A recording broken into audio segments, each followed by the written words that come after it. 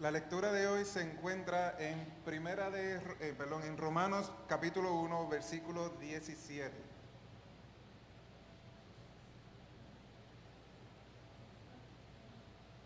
Romanos 1, versículo 17. Y dice, porque en el Evangelio la justicia de Dios se revela por fe y para fe, como está escrito, mas el justo por la fe vivirá. En estos días nosotros, nuestras iglesias discípulos de Cristo, junto con iglesias protestantes, ¿verdad?, evangélicas, están celebrando lo que... ¿Perdón? ¿No me escuchan? ¿Ahora me escuchan? Ok, amén. Nuestras iglesias están celebrando en estos días la reforma protestante, ¿verdad? Están recordando lo que es la reforma protestante. Y nuestro persona primaria, ¿verdad?, en este evento se llama Martín Lutero, para aquellos que no conocen del mismo, y a beneficio de nuestras visitas. Y Martín Lutero, cuando estuve leyendo de él, repasando la historia y demás, confesó en un momento dado, y estas fueron sus palabras, confesó que no amaba a Dios, sino que lo odiaba. Y estas son unas declaraciones muy serias, viniendo de una persona donde estuvo en un monasterio, ¿verdad que sí? Y a reflexión de esa confesión me surgen unas preguntas. ¿Cómo amar a Dios? ¿Cómo amar a Dios cuando miras alrededor y no lo ves? ¿Cómo amar a Dios cuando parece no estar? Porque cuando ves a tu alrededor, lo que ves es hambre, guerra y división. ¿Cómo amar a Dios ante tanto dolor, sufrimiento y desesperanza? Preguntas muy válidas. ¿Cómo amar a Dios cuando hay tanta injusticia, discrimen, corrupción, enfermedades, robos y la lista sigue? ¿Cómo amar a Dios cuando en medio del duelo el corazón te duele profundamente? ¿Cómo amar a Dios cuando te señalan, te juzgan y nadie se digna en entenderte, amarte y ayudarte? Esta es una muy dura declaración por parte de Martín Lutero. Y a raíz de que leía sobre su vida, se exponían ciertos puntos, ¿verdad? Venían a mi mente ciertos puntos en el cual entendía que las raíces de este problema estaban cimentados desde su niñez.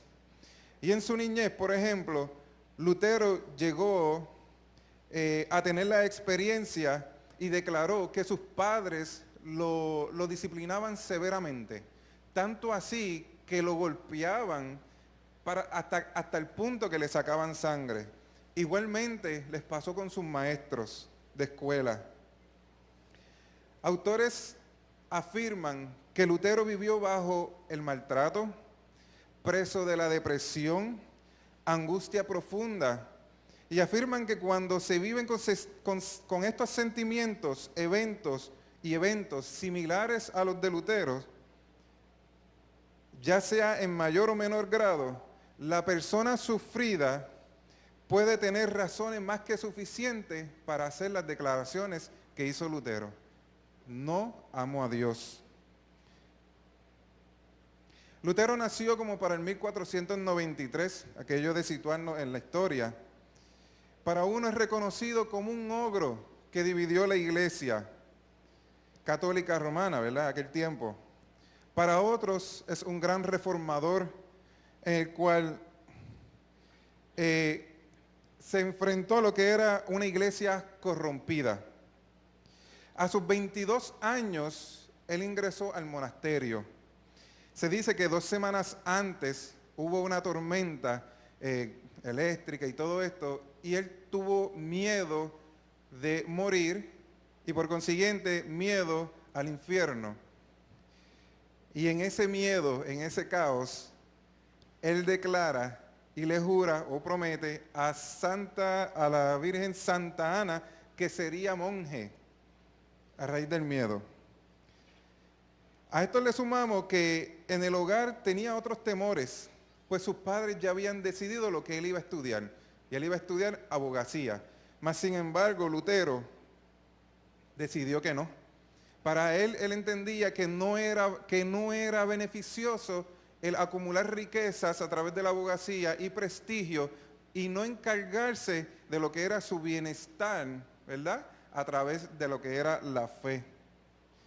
Está de más decir que esto le trajo mucho problema con su padre, y el cual tomó muchísimos años en que su padre le perdonara. Ya estando en el monasterio, Lutero en sus primeros años hace sus votos y sus superiores lo escogieron para que fuera sacerdote. En la celebración de su primera misa, el terror se apoderó de él porque literalmente entendió que estaba ofreciendo a Jesucristo a los demás. Y eso no es problema, no es que entendamos que esto simboliza a Jesucristo, es que lo que afirmaban en la iglesia era la transubstanciación. Así que básicamente estaba ofreciendo el cuerpo de Cristo. Pero más allá de eso, y lo que es ese entendimiento y esas definiciones, a él le calaba profundo el hecho de que pensaba de que si las cosas que él estaban haciendo era suficiente, si era digno como para ofrecer esto a los demás, si era suficiente como para su salvación propia. Y lo que pasa es que Lutero entendía que Dios era un Dios justiciero, un juez severo, igual que sus padres y sus maestros. Así que en el juicio entendía que Dios le pediría cuentas y que no importa lo que él hiciera, siempre iba a salir perdiendo, iba a ser culpable, iba a ser un vil pecador. Por tanto, para él era necesario acudir en todo momento a los sacerdotes para confesar sus pecados. Para él era bien importante repasar diariamente las cosas que él había hecho o dicho, para que cuando fuera al confesionario poder decir todo el mal que había dicho. Y tanto así que si salía de ese encuentro, de la confesión, y se acordaba que había olvidado algo, regresaba para atrás para continuar y decir que había olvidado algún pecado. Así que al fin y al cabo, Lutero se esforzó mucho para realizar buenas obras, confesar sus pecados, cumplía con las penitencias impuestas por la iglesia, pero sentía que nada de esto era suficiente para justificarle ante Dios.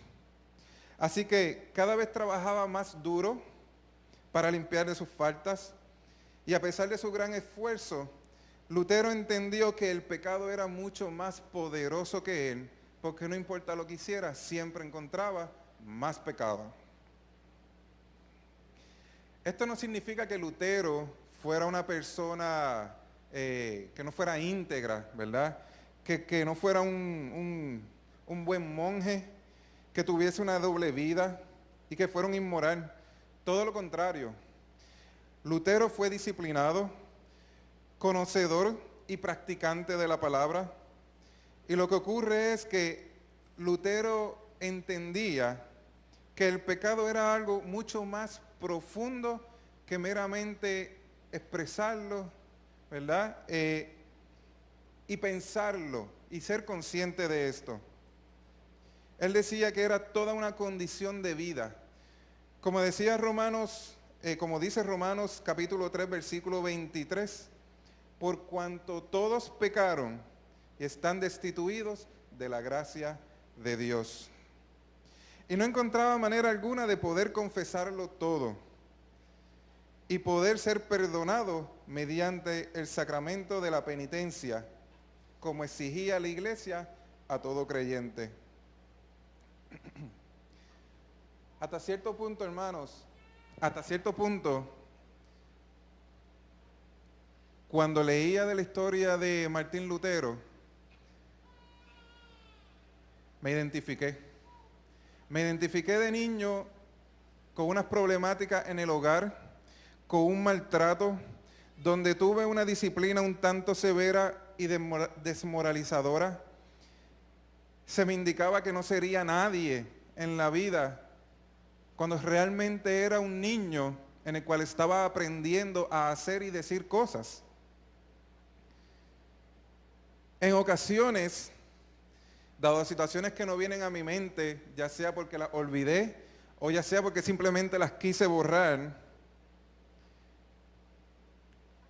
se me pegaba con palos de madera y a pesar del grito y del dolor y las marcas que me dejaban, se continuaba hasta que simple y sencillamente la persona se cansara. Recuerdo que un día no me envió a la escuela porque me lanzó con un zapato y con tan buena puntería me dio en la cara, se me hincharon los labios.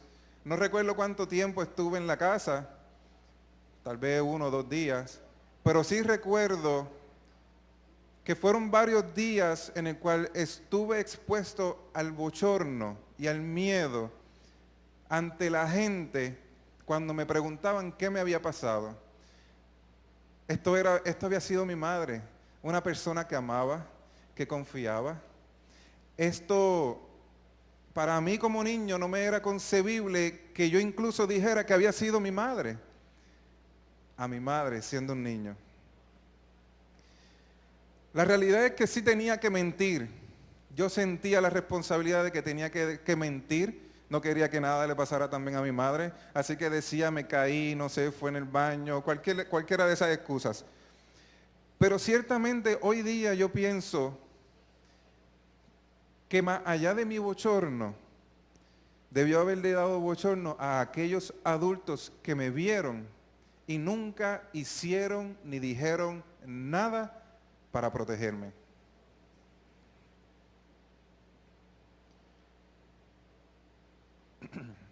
A esa mujer que tanto amaba, más fuertemente me trató o me lastimó al anunciarle una vez a mi padre que había sacado malas notas en la escuela. Y no es el hecho de que sacara malas notas y le dijera, no era ese el sentido. Era el hecho que básicamente le dio a entender en la conversación, ellos eran separados, divorciados desde que yo nací, que tomara cartas sobre el asunto, porque eso tenía que cambiar. Sin ser muy explícito en la conversación, todos sabíamos en qué iba a parar. Y así mismo fue. Como si las relaciones paternofiliares de por sí no fueran suficientemente difíciles. En el momento que yo llego a su casa, solamente hubo 4 preguntas o 4 palabras. ¿Por qué tus notas están así? Fue lo único que dijo. No fue un abrazo, no fue un te amo, no fue un qué bueno fue verte, ni nada de eso, qué bueno verte y compartir contigo. Fueron 4 palabras. Y encima de eso, tuve la experiencia, posiblemente no pasaría yo de un 2º grado, tuve la experiencia de que este hombre, siendo mi padre, fisiculturista desde los 18 años, descargara toda su furia encima de mí. Así que está de más decir también el dolor y el sufrimiento por la cual pasé. Fue un tanto angustiante para un simple chico de 2º grado que por alguna razón inexplicable, no entendía inglés, no entendía las matemáticas y se comía los acentos en español. Y gloria a Dios porque me los sigo comiendo. Yo creo que es rebeldía ante el proceso. En otras experiencias de vida a nivel religioso, que a Martín Lutero no expresa, pero sí me vinieron a la mente, tendría que vivir con una madre católica que no asistía a la iglesia, un padre católico, catequista, que practicaba el ocultismo. Así que en medio de mi desarrollo, como si de por sí también no fuera difícil ser niño y tratar de desarrollar una identidad, me encontraba siendo católico lunes a viernes, Sábado era espiritista, santero o palero, dependiendo de la época y las actividades de mi padre y el momento de vida. Y los domingos era bautista, porque tenía una tía que insistía que los domingos ella iba y me buscaba y me llevaba a su iglesia. Así que yo creo que hay 2 o 3 que ya están conspirando ahí diciendo, no, ya Dios está ahí en medio de esto. Y así mismo es. No por autojustificarme, la realidad que no. Pero imagino que muchas de las cosas que me ocurrieron y que he mencionado, y que posiblemente otras que ni siquiera he mencionado, posiblemente otras que ni me acuerde, pudieron haber tenido algún efecto en mi ser, ¿verdad? Y hasta en mi carácter y por consiguiente en decisiones en el futuro. Tal vez influyó en que cuando salí de casa y fui a la universidad tuviera una actitud un tanto desafiante con los demás. Tal vez si me pongo a reflexionar en todas estas cosas, encontraría una explicación por la cual usé drogas, por la cual causé problemas con peleas y demás, desvalorización de la mujer, tanto así que podía ir a una fiesta, buscarme una chica, pasar la noche, levantarme e irme como si nada que hubiese pasado, entre muchas otras más. A todo esto sumemos que no quería saber nada de Dios. Y mucho menos entrar a una iglesia. Ir a la iglesia yo. Si allí lo que hay es un montón de hipócritas. Eso es lo que yo decía. Pero reflexionando hoy, aunque todo lo que hacía me parecía bien, yo entiendo que por alguna razón y bien profundo en mi ser, me sentía indigno. Por alguna manera, de alguna manera, reconocía mis pecados. Y entendía que para mí no habría oportunidad alguna de salvación. Tratando y haciendo de verdad el contraste con la historia de Lutero y lo que estaba pasando, en la iglesia se estaban dando ciertas injusticias. Y Lutero veía que la iglesia no estaba acercándose con amor al pueblo. Le era injusto, no le hacía justicia al pueblo. Utilizaba su autoridad y poder para aprovecharse de la fe de la gente, de su desconocimiento de la palabra, ya que no tenían acceso a la palabra, tal y como hoy día nosotros la tenemos, en montones de versiones, idiomas y hasta en el celular si la quiere. Así que Lutero invita a la iglesia a la reflexión, la iglesia de aquel momento, con 95 tesis, o postulados, o expresiones, o críticas, como usted quiera tomarlo. La cosa es que Lutero denunciaba que la autoridad, en resumen, la autoridad final no era de la iglesia, ni tampoco era de la palabra, de la Biblia en sí, sino que era de Cristo, del Evangelio. Debido a Cristo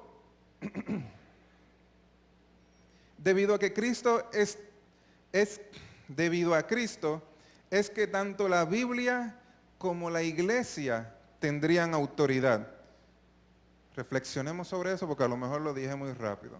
La realidad es que si usted saca a Cristo de la ecuación, lo demás le dará muerta. Es la realidad. No estamos hablando de las estructuras de la iglesia. No estamos hablando de todos los esfuerzos que hacemos nosotros por portarnos bien. No estamos hablando tan siquiera de las estructuras, de quiénes somos, de cuántas divisiones, de cuándo se formó. Estamos hablando de que Cristo anduvo en medio nuestro y se entregó su vida por nuestros pecados. Eso es lo que nos da salvación. Y nosotros como individuos, muchas veces nos gusta pasar facturas sobre los demás. Nos gusta decir a qué se salva o no por tal o más cual condición. Y nos atrevemos hasta a catalogarlo como pecado. Es una realidad. A mí me ha pasado. Y Dios entonces también me reclama y me dice, vamos a ver, ¿verdad? No se trata de decirle a lo malo bueno ni a lo bueno malo. Y no se trata de que Dios esté diciendo que el pecado me es indiferente. No, no, no, no. A Dios le repugna el pecado, que eso quede claro.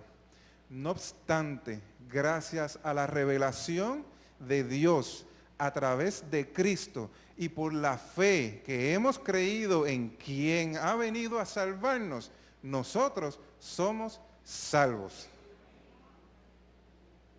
Así que en resumidas cuentas, y si lo vemos en palabras simples, en una sola oración, el cristiano es pecador, punto. El cristiano, por ser cristiano, no dejó de ser pecador. Y no significa tampoco que vaya a seguir cometiendo pecados. Uno busca el no cometerlos, ¿verdad? Por eso Cristo nos modeló. Pero no porque también seas pecador significa que vas a dejar de ser cristiano. Lo mismo a la inversa. Es por la gracia y la misericordia, no es por las obras. La iglesia en ese momento estaba predicando una teología, como le dicen, la teología de la gloria. Significa que en ese momento la iglesia estaba poniendo a Dios a su imagen, a la imagen del hombre. Y básicamente decía que Dios era o hacía o como realmente entendía y le parecía. Sin embargo, Lutero trae lo que es la teología de la cruz, donde la teología de la cruz lo que pretende es ver la revelación de Dios. ¿Y dónde tiene lugar en sí? En la cruz. La revelación de Dios tiene lugar en la cruz. Con esta teología se buscaba ver a Dios no donde nosotros quisiéramos, no a cuán cómodo nosotros nos sentimos o a lo que entendemos, ni tampoco como quisiéramos que Él fuera, sino donde Dios mismo se revela. Y como dijimos anteriormente, la revelación es en la cruz. En otras palabras, Dios se manifiesta en la debilidad, en el sufrimiento, en el escándalo. Dios actúa de modo radical y hasta distinto como podríamos nosotros esperar. Dios nos justifica por la fe y no por las obras. Y esto es muy importante, porque nosotros somos tan y tan y tan egoístas que nosotros siempre vemos el perdón y la salvación en nosotros. Pero cuando nos toca enfrentarnos con algo que nosotros no conocemos, no nos gusta, no nos criaron y punto, no estoy de acuerdo con ese pensar, decimos que esta persona y nos atrevemos a decir que es pecadora y hasta que ni siquiera se merece la salvación. Pero eso no pasa aquí, ¿verdad? En ese plano. Esto no significa que Dios le sea indiferente o el pecado, o sencillamente nos perdone así porque sí. Dios es santo y repugna el pecado, pero el texto anuncia su perdón sobre nosotros vía el Evangelio, que es más poderoso que cualquier pecado que nosotros podamos conocer. Yo le doy gracias a Dios porque Lutero, igual que Lutero, se le reveló Dios en la cruz y pudo entender que no importa lo que hiciera por buscar su propia salvación y su perdón de los pecados, era necesaria la cruz. Intercedió, intervino, arriesgó su vida por una iglesia que él entendía que estaba desviada por completo. Y yo no estoy criticando en estos momentos la iglesia, ser una iglesia de aquel momento no es la misma de ahora, ¿verdad? No vayamos a confundir. Pero gracias a ese movimiento, nosotros hoy existimos también como iglesia, como organización.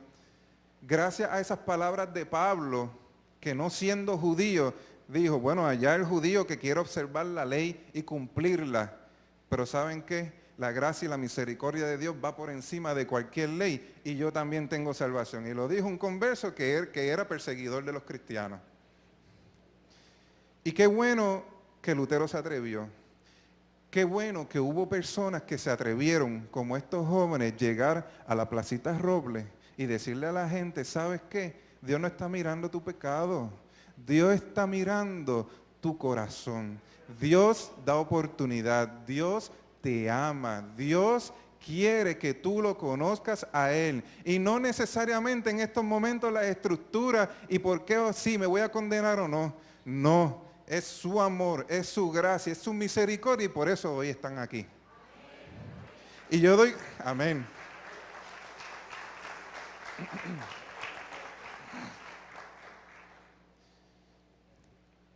Y yo le doy también la gloria a Dios porque yo hoy estoy aquí. Porque hace 7 años nada más que conocí al Señor. Hace 7 años me dijo, ¿sabes qué? No es a través de nadie que te voy a llamar en el corazón. Y a través de su llamado me acerqué a esta familia que cuando niño sembró la semilla y cuando adulto me acordé de ella y Dios me dijo, vuelve a casa.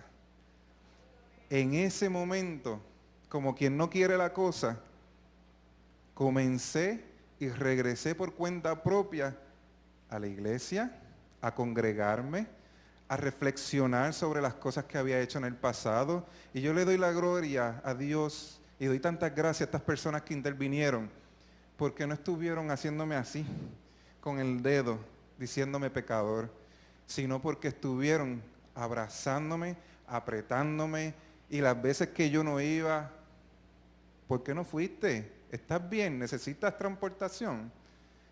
¿Ves? Hace la diferencia cuando acercamos en amor. Yo le doy gloria a Dios porque si no fuera por esas familias, por la Iglesia Discípulos de Cristo, que fue donde nací, por nuestro pastor Aníbal Navarro, que fue el pastor que estaba comenzando en ese momento y aprendí de una sana doctrina, que me dieron muchísimas oportunidades, a pesar de ser un vil pecador. Y no porque siguiera haciendo las cosas, es porque simple y sencillamente se veía y daba testimonio también de que Dios estaba haciendo un trabajo conmigo. No fue de la noche a la mañana, fue poco a poco. Pero cada una de esas personas, igual que ustedes están haciendo aquí, me ayudan a seguir creciendo, fortaleciéndome y madurando en la fe.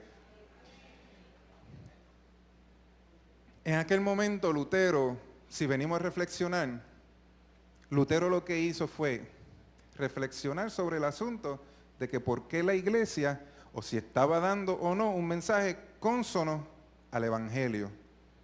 Y yo creo que esa pregunta es bien pertinente para nosotros como iglesia en relación con esta comunidad y cercanas. En nuestra iglesia se está dando un mensaje cónsono al evangelio. Pero sépase que todo y cada uno de nosotros formamos la iglesia.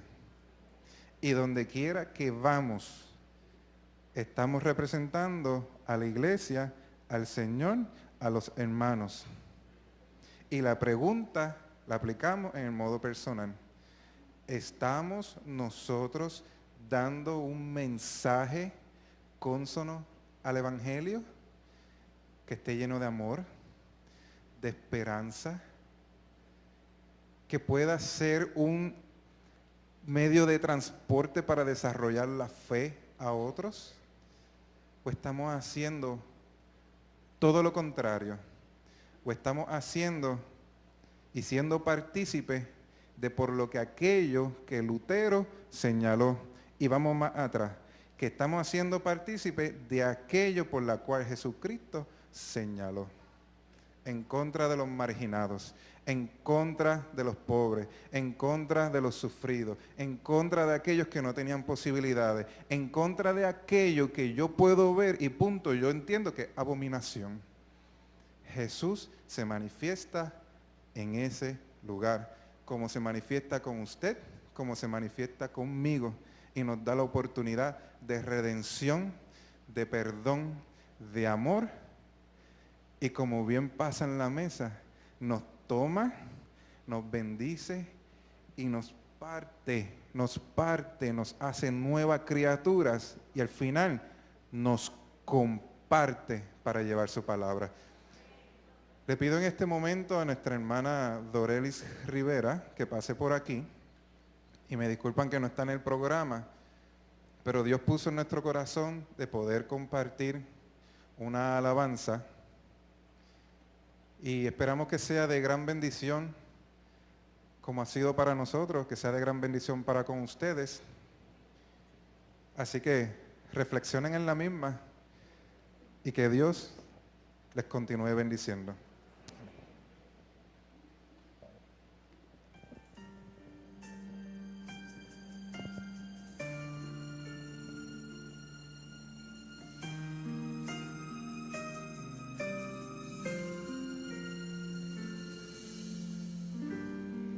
He pasado por el valle de la muerte y al gritar tu nombre vuelvo a renacer. Me he sentado a la sombra del olvido, mas tu luz radiante me hace comprender que soy la justicia de Dios,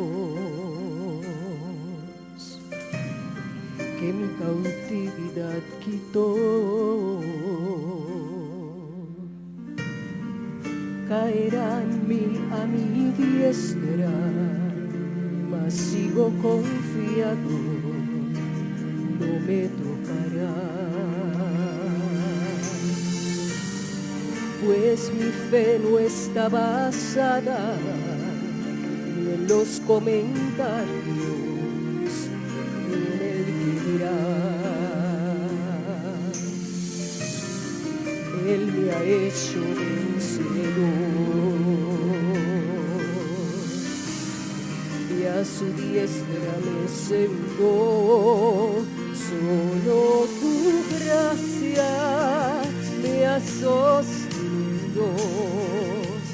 Solo tu gracia me ha sostenido. Tú me has hecho comprender que no tengo que temer, que mi fe es suficiente y venceré. Solo tu gracia me ha sostenido. Solo tu gracia me ha sostenido, que aún en mi debilidad tu poder se hace más fuerte, y tu gracia es el poder que me sostiene. No importa lo que digan, no importa lo que hagan, nada me detendrá. Solo tu gracia me ha sostenido. Solo tu gracia me ha sostenido. Tú me has hecho comprender que no tengo que temer, que mi fe es suficiente y venceré. Solo tu gracia me ha sostenido. Solo tu gracia me ha sostenido, que ahora en mi debilidad tu poder se hace más fuerte, y tu gracia es el poder que me sostiene.